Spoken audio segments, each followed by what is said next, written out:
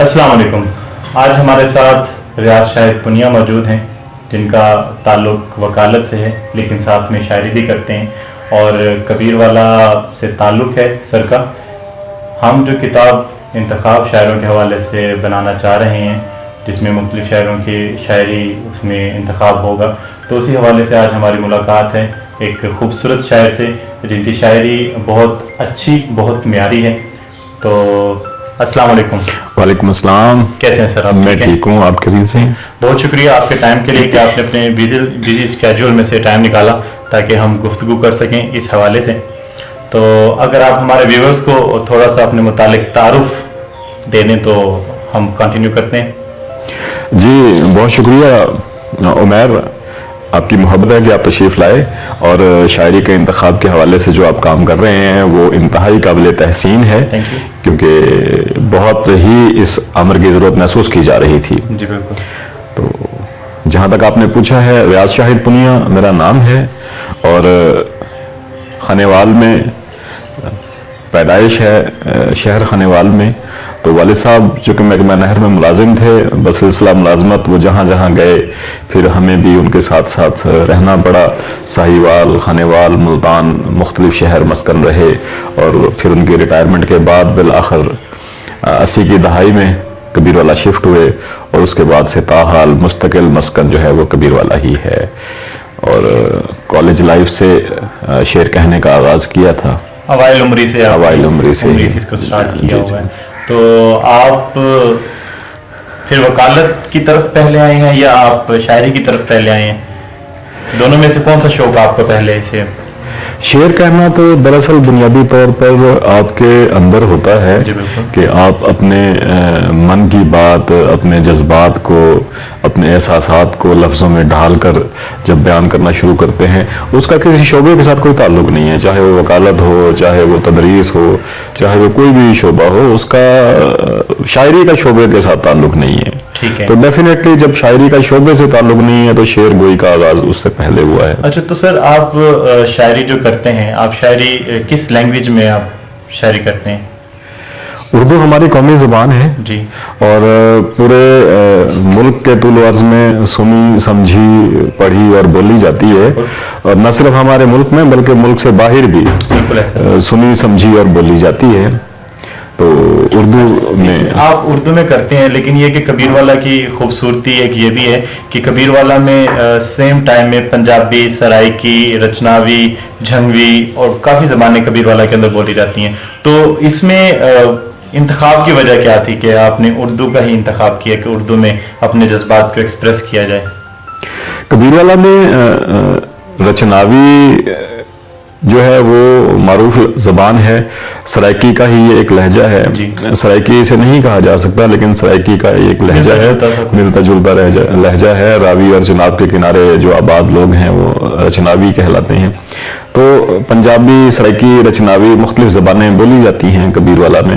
उर्दू में इसलिए शेर कहना ज़्यादा मुनासिब ख्याल किया है कि ये हमारी कौमी ज़बान है और मकामी बात को मकामी अंदाज तक पहुंचाने की बजाय कौमी सतह तक पहुंचाने का ख्याल जो है ज़्यादा से ज़्यादा लोगों तक आपकी बात पहुंच सके। अरे सर, ऐसा है कि क्योंकि शायरी एक ऐसी चीज़ है जो नेचर की तरफ हमें लेके जाती है, एक मोहब्बत की तरफ हमें लेके जाती है। तो इसमें एक तसलसल से उर्दू में शायरी के हवाले से काम हुआ है। क्लासिकल शायरी थी, फिर जदीद शायरी की तरफ आए, कुछ मिडल एज का टाइम भी था।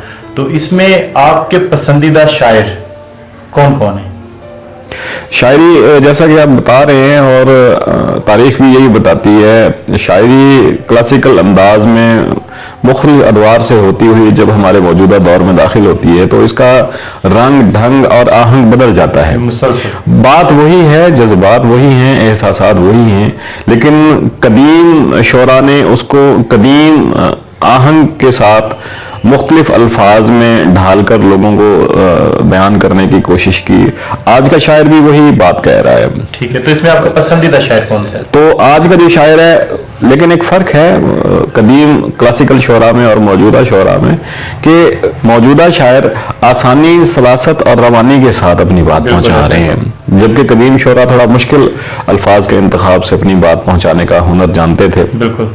ان کی اہمیت اپنی جگہ پر ہے، لیکن موجودہ شاعری میں سمجھتا ہوں اس حوالے سے زیادہ اہمیت کی حامل ہے. ٹھیک ہے، تو اس میں کوئی فیوریٹ ہے آپ کا؟ جی مجھے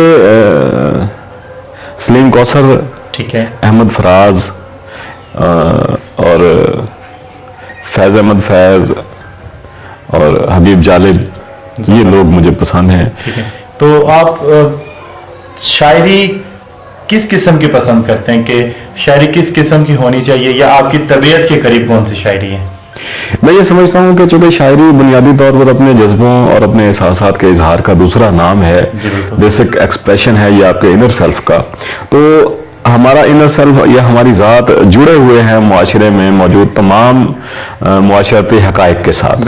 تو جب تک ہم معاشرے کے ساتھ جڑے ہوئے حقائق کو اپنے جذبوں میں بیان کر کے لوگوں کے سامنے پیش نہیں کریں گے تو میں یہ سمجھتا ہوں کہ تب تک اس شاعری کو حقیقی شاعری نہیں سمجھا جا سکتا. ٹھیک ہے. اصل شاعری وہی شاعری ہے کہ جس میں معاشرتی مسائل اور زندگی کے روزمرہ کے چھوٹے چھوٹے معاملات کو آپ بڑے خوبصورت اور رومانوی انداز میں لوگوں کے سامنے پیش کریں، تو میں یہ سمجھتا ہوں کہ وہ شاعری بھلے وہ کسی بھی شاعر کی ہو، وہ بڑی شاعری کہلاتی ہے. تو شاعری کے حوالے سے جو ہمارے ذہن میں کنسیپٹ آتا ہے وہ ہم یہ سوچتے ہیں کہ کچھ نہ کچھ سانحہ ہوا، اس کی وجہ سے شاعری شروع ہوئی. کچھ ہم رومانوی اس کو کیا دیتے ہیں کہ اس کی وجہ سے شروع ہوئی، کوئی کہتے ہیں کہ کوئی مشکل درپیش آئی اس کی وجہ سے شاعری شروع کی، یا طبیعت میں شاعری تھی اس کی وجہ سے شروع کی. تو آپ میں یہ تغیر کیسے آیا کہ آپ نے شعر کہنا شروع کیے، شعر سے محبت کی؟ آپ نے بڑی قدیم روایتی اور خوبصورت بات کی ہے. عام فہم بات بھی یہی ہے کہ ہم یہ سمجھتے ہیں کہ شاعر اسے کہتے ہیں یا شاعر وہ بنتا ہے جس نے کوئی چوٹ کھائی ہو. جی بالکل درست بات ہے آپ کی، لیکن میں اس میں عرض یہ کروں گا کہ شاعر چونکہ بنیادی طور پر ایک حساس انسان ہوتا ہے اور چیزوں کو عام لوگوں کی نسبت زیادہ شدت سے محسوس کرتا ہے، اس کا مشاہدہ بھی زیادہ ہوتا ہے، اس کا پھر بیان کرنے کا انداز بھی مختلف ہوتا ہے، وہ چیزوں کو جذب مختلف انداز سے کرتا ہے.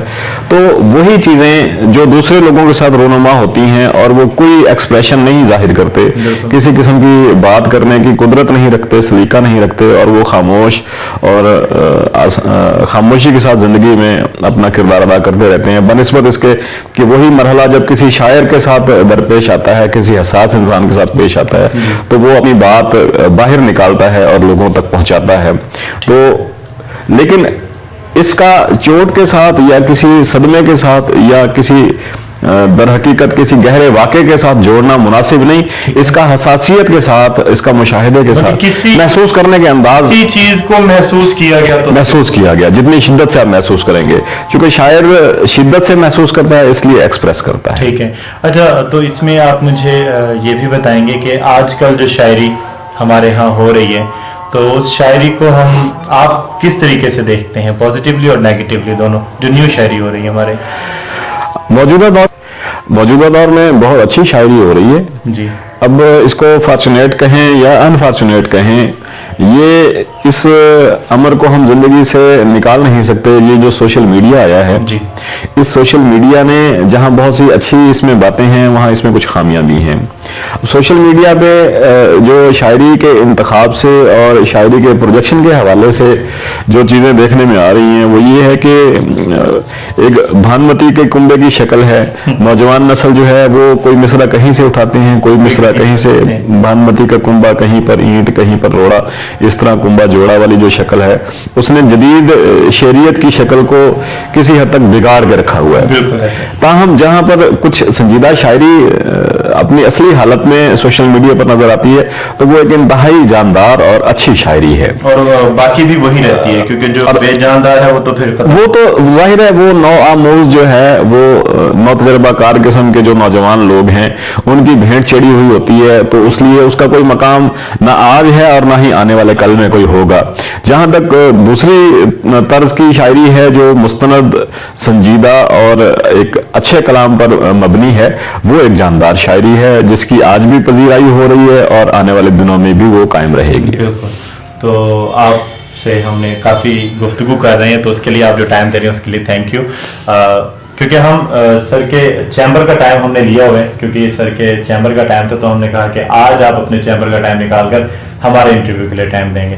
تو اس میں ایک اور کویشچن میں آپ سے پوچھنا چاہ رہا تھا کہ ایسی کوئی یاد ہمارے ویورز کے لیے جو آپ کی زندگی کی ایسی خوبصورت ہو کہ کبھی اگر آپ اکیلے بیٹھے ہوں تو آپ کے ذہن میں جیسے ہی وہ آئے تو آپ ہلکی سی اسمائل آ جاتی ہے چہرے پہ کہ یار یہ بڑا کمال کا واقعہ میرے ساتھ ہوا تھا, ایسا اگر کوئی آپ ہمارے ساتھ شیئر کر دیں. جی, ایک بہت خوبصورت واقعہ ہے جو مجھے آج بھی یاد آتا ہے, تو میں اکیلے میں بھی بیٹھ کے اس کو یاد کرتا ہوں تو مسکراتا ہوں. کئی سال پہلے کی بات ہے, یہاں کبیر والا شہر سے 6-7 کلومیٹر کے فاصلے پر ہے سبا کاٹن انڈسٹریز. وہاں پر ایک مشاعرہ ہوا تھا, تو قمر شہزاد نئے پروجیکٹ مینیجر ہوئے تھے اور انہوں نے اپنی موٹر سائیکل بھی نئی خریدی تھی. مشاعرے کے اختتام پہ ڈاکٹر نعیم طارق صاحب ہیں, شیر فہم اور انتہائی ادبی شخصیت ہیں کبیر والا کی, تو انہوں نے بھی, وہ کسٹم میں تھے ان دنوں میں ملازمت کرتے تھے, اور انہوں نے بھی نئی کار خریدی تھی. مشاعرے کے بعد انہوں نے کہا قمر شہزاد, حسنین اصغر تبسم اور ساغر مشہدی کو کہ آپ میرے ساتھ کار پہ آ جائیں. تو قمر شہزاد نے موٹر سائیکل کی چابی میرے حوالے کر دی کہ ریاض شاہد آپ موٹر سائیکل لو اور منیر راہی کو لے کے آپ کبیر والا آ جاؤ. منیر راہی کو موٹر سائیکل چلانا نہیں آتا تھا. ہم اب انڈسٹری سے باہر نکلے ہیں, تو میں نے موٹر سائیکل کو تھوڑا چلایا تو ایک دھچکا سا لگا. راہی صاحب کہتے آرام سے چلاؤ. میں بھی غصے میں آ گیا, میں نے کہا نہیں میں چلاتا آرام سے, یہ لو آپ چلاؤ اس کو. اب مجھے پتا تھا کہ اسے بائک چلانا آتا نہیں ہے, لیکن وہ بھی شاعر آدمی تھا, پھر جٹ فیملی سے, گمن فیملی سے تعلق تھا, تو ضد اور انا پسندی اس کی شخصیت میں شامل تھی. تو میں نے جب اس کو غصے سے کہا کہ یہ لو موٹر سائیکل اور تم چلاؤ اس کو, تو اس نے موٹر سائیکل کی چابی لے لی اور وہ موٹر سائیکل کے اوپر بیٹھ گیا. اس نے موٹر سائیکل سٹارٹ کیا اور دھیرے دھیرے سے چلانا شروع کر دیا. میں اب اس انتظار میں کھڑا ہوں کہ وہ اب رکتا ہے یا اب رکتا ہے, اور مجھے کہتا ہے کہ اچھا آؤ, کیونکہ اسے چلایا نہیں جا سکے گا. لیکن وہ ضد کا پکا دھنی آدمی تھا, اس نے آہستہ آہستہ موٹر سائیکل چلاتا وہ میری جب نظروں سے اوجھل ہو گیا, تو رات کے 2 بجے کا ٹائم تھا, 2:30 بجے کا. اب میں روڈ پر کھڑا ہوں بالکل جنگل بیابان میں, تو میں بڑا پریشان ہوا. میں پھر رات کو 2-2:30 بجے وہاں سے آہستہ پیدل کبیر والا شہر آیا. 6-7 کلومیٹر رات کے 2-2:30 بجے کا میں نے وہ ڈسٹنس طے کیا. اب یہ الگ بات ہے کہ پھر شہر موڑ کبیر والا پر قمر شہزاد, حسنین اصغر تبسم اور ساغر مشہدی انتہائی پریشانی کے عالم میں ہمارا انتظار کر رہے تھے, اور انہوں نے منیر راہی کو جو سنائی وہ ایک الگ داستان ہے. تاہم وہ جو رات کو پیدل آنے والا اور منیر راہی کا اناڑی ہونے کے باوجود موٹر سائیکل لے آنے والا معاملہ ہے, وہ مجھے آج بھی یاد ہے. یہ تو بڑی خوبصورت ایک حسین یاد ہے جو ہمیشہ سے یاد رہے گی. بالکل. ایسا آپ نے کبیر والا سے ہم سب موجود ہیں, اور کوئی ایسا کام, کوئی ایسی اچیومنٹ جو آپ اپنی لائف میں کرنا چاہتے ہیں, یا وہ ہو چکی ہے جو آپ نے اپنی اچیومنٹ حاصل کر لی ہو, یا ابھی کرنا چاہتے ہو, تو اگر وہ آپ ہمارے ساتھ شیئر کر دیں. کبیر والا بڑی زرخیز مٹی ہے, بڑے زرخیز لوگوں کا یہ شہر ہے. اس شہر نے بڑے بڑے نامور لوگ پیدا کیے ہیں, اور ہر کام اپنے ماحول سے ہوتا ہے. اور یہ ایسا اس لیے ہوا تھا کہ آج سے کئی دہائیاں قبل 60-70 کی دہائی میں یہاں پر بڑی علمی ادبی تقریبات ہوا کرتی تھیں. قومی سطح کے مشاعرے ہوا کرتے تھے, اور بین الکلیاتی کانفرنسز اور مشاعرے ہوا کرتے تھے. تو جس سے ایک نئی جنریشن نے جنم لیا, اس کو دیکھتے ہوئے ایک ماحول پیدا ہوا, اور شعر گوئی کی روایت کو اگلی نسل کے ہاتھوں بڑی خوبصورتی سے منتقل کیا گیا اسی ماحول نے. اب بدقسمتی سے وہ ماحول ناپید ہو گیا ہے. ہمارے سینئرز نے اس ماحول میں جو جمود طاری کیا ہے وہ جمود نہیں ٹوٹ رہا, وہ ماحول نہیں بن رہا.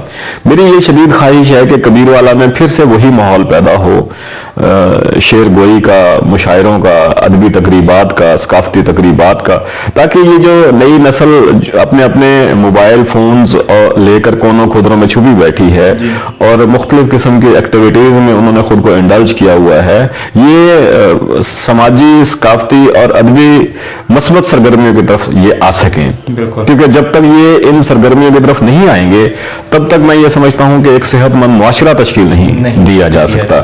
تو ایک صحت مند معاشرے کی تشکیل کے لیے میرا یہ خواب کہہ لیں, یا میرا خیال کہہ لیں, یا میرا ارادہ کہہ لیں کہ اس قسم کی ثقافتی تقریبات کا ہونا بہت ضروری ہے.